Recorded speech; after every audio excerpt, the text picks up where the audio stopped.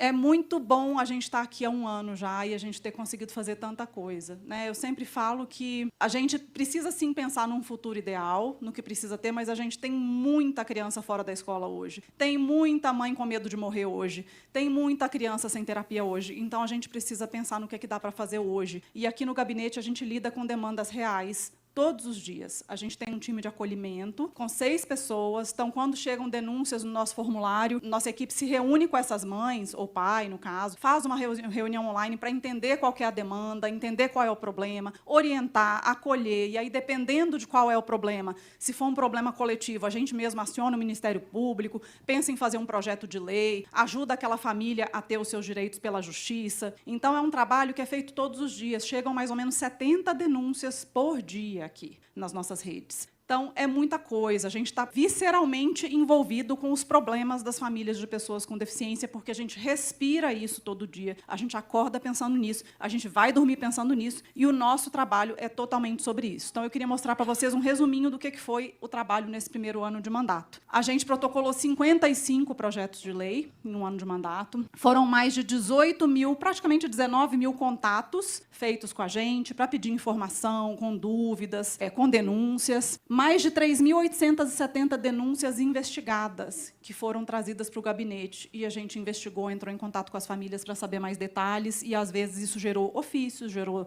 denúncia no Ministério Público. 6 inquéritos abertos no Ministério Público, e esses são todos dos planos de saúde, que eu não sei se vocês lembram, faz um ano, começaram coordenadamente a cancelar apólices de autistas, principalmente, mas também de outras pessoas com deficiência e até pessoas em tratamento oncológico. E tinha tanta materialidade nessa ilegalidade que estava sendo feita, que a gente levou esses dados para o Ministério Público, e o Ministério Público abriu 6 inquéritos contra 6 operadoras de planos de saúde. Mais de 300 ofícios foram enviados. Ofício é uma forma oficial, como ele mesmo diz, de você meio que tirar satisfações com um prefeito, com uma Secretaria da Educação, uma Secretaria da Saúde, de acordo com denúncias que a gente recebe. E, pela lei, essa pessoa teria um mês para responder. Infelizmente, não é o que acontece, mas a gente segue cobrando, mesmo de quem não respondeu os nossos ofícios também. 87 contatos diários. Na verdade, eu falei 70, mas não. 87 contatos com pedido de informação, dúvidas, denúncias por dia. Projetos de lei que a gente protocolou em 2023.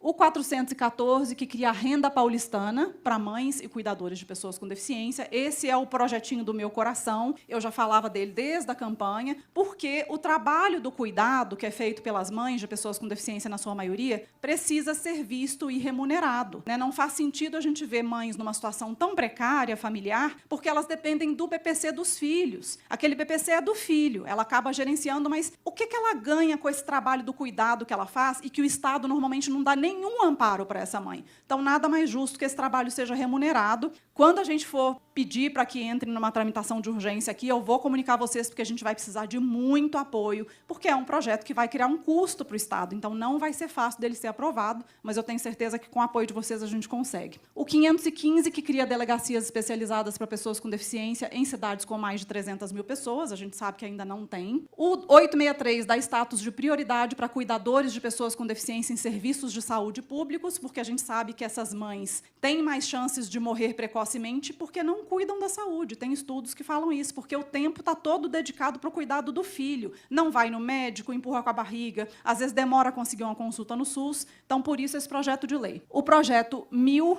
que permite que crianças com restrições alimentares levem alimentos adequados para a escola, porque tem muitas crianças com seletividade alimentar ou outras condições que são proibidas de levar o seu lanchinho para a escola, porque o coleguinha vai ficar com ciúme, o coleguinha vai questionar. Gente, isso é tão simples, você só explica, né? Criança é inteligente, criança vai entender. Então, a gente não acha justo que isso aconteça.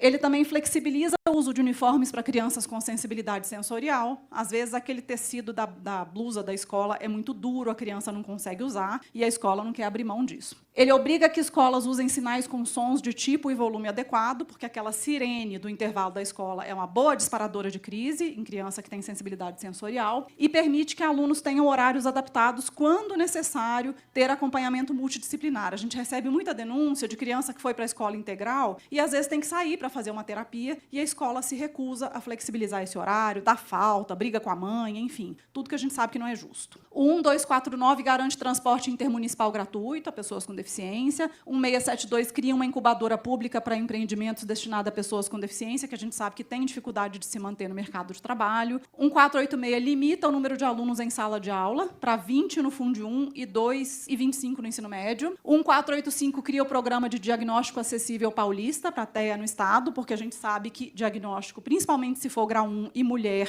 e adulto, é luxo. A gente não tem profissionais qualificados no SUS e a fila é imensa. Obriga o Estado a priorizar profissionais com formação em educação especial para apoio escolar, esse é o 1.400, porque está faltando esses profissionais nas escolas. 1566 cria uma incubadora pública para empreendimentos destinada a cuidadoras de pessoas com deficiência. A gente quer que as mães tenham uma renda, que elas sejam capacitadas para poder ter um negócio próprio, para que elas possam ter uma renda e sair dessa situação de vulnerabilidade. Foi aprovada ano passado, sancionada pelo governador, a minha lei 17798 de 2023, e o que ficou nessa lei? Porque ele fez alguns vetos. Proíbe que as escolas neguem matrícula a alunos com deficiência e dá uma multa, ainda por cima, bem cabeluda. Dá aos autistas o direito de ter um acompanhante especializado fornecido sem custo pela escola. Então, a gente já tinha uma lei federal que falava isso, agora tem a minha lei estadual que também está cobrando isso. Proíbe que escolas coloquem um número limite de alunos com deficiência por sala, porque a gente sabe que elas usam isso para recusar matrícula. Até me brincaram outro dia, falaram que as escolas particulares têm um número mágico, que é 2. Ó, mãe, já tem 2 autistas nessa sala, não posso aceitar o seu. E aí vem coisas novas chegando aí com o mês de conscientização do autismo. O 169, de 2024, traz todas as adaptações razoáveis que são previstas para ambientes escolares na LBI e na Lei Berenice-Piana para ambientes de trabalho de pessoas autistas. A gente sabe, a gente recebe muita denúncia de pessoas autistas que não conseguem nenhum tipo de adaptação no trabalho. Então, a gente quer dar um reforço para isso. O 279, estabelecimentos comerciais devem ter vagas prioritárias para autistas e a CIPTEA pode ser usada para comprovar o direito ao uso, assim como o documento de identificação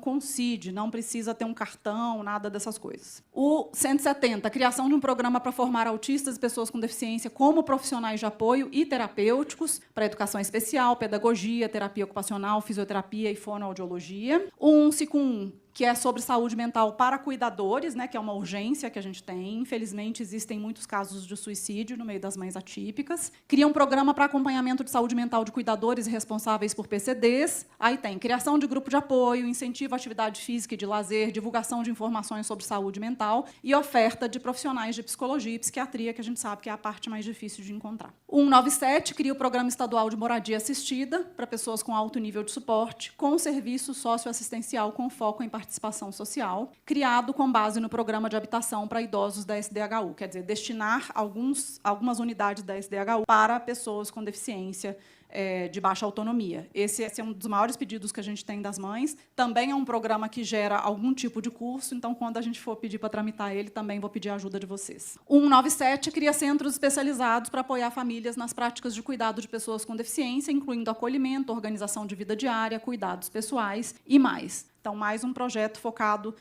para ajudar as famílias a terem esse cuidado com os seus familiares PCD. Esse aí é o nosso site. Aquele link ali em cima, denuncia aqui, vocês podem fazer as denúncias de vocês, né, como vocês já trazem normalmente, vai cair no nosso formulário. E tem muito material para download no site, que vocês podem baixar gratuitamente. Então, tem lá como exigir adaptação escolar, tem lá toda a questão jurídica, explicando quais os direitos do aluno, vocês podem entregar para a defensoria, entregar para um advogado particular. O resumo do aluno, que é aquele que eu já tinha lá no Lagarta, que é para você preencher com os dados do seu filho, o que eu gosto, o que eu não gosto, o que gera uma crise, como eu me comunico, aquela coisa toda, para vocês entregarem para a professora no início do ano letivo, ou mudou de professora, entrega para a nova professora, entrega para as terapeutas, porque é um resuminho que fala o básico sobre o seu filho com deficiência, para que ninguém fique perdido quando receber ele na sala de aula ou na terapia. O direito à moradia e lazer, a questão da legislação, a cartilhinha, e também a cartilha de direito ao trabalho e educação de nível superior. Então, isso tudo está disponível no site para download. E é isso, gente. Muito obrigada.